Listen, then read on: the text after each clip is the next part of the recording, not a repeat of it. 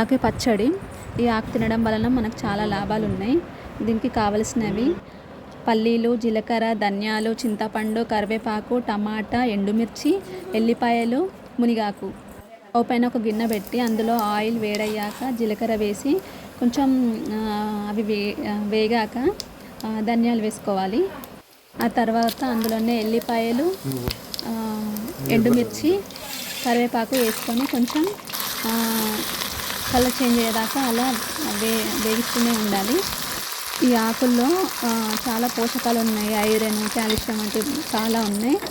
ఇది BP, sugar, కంటి చూపును మెరుగుపరుస్తుంది. సో ఇది మనకిప్పుడు కలర్ చేంజ్ అయింది.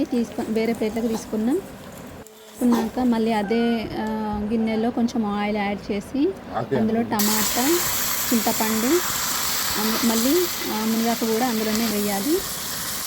దీన్ని కూడా కొంచెం ఆయిల్లో వేయించాలి.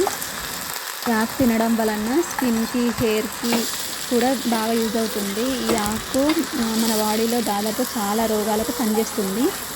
మీరు కూడా రోజు ఒక స్పూన్ తినడానికి ట్రై చేయండి. ఇది కొంచెం వేగింది.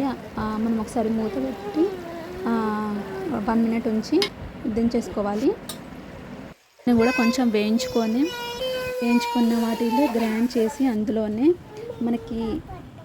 మునగాకు, సాల్ట్, కొంచెం వాటర్ వేసి మళ్ళీ ఒకసారి గ్రైండ్ చేసి తీసేసుకోవాలి. నచ్చితే పోపు చేసుకోండి, లేకుంటే అలానే తినండి, అలా అయినా బాగుంటుంది.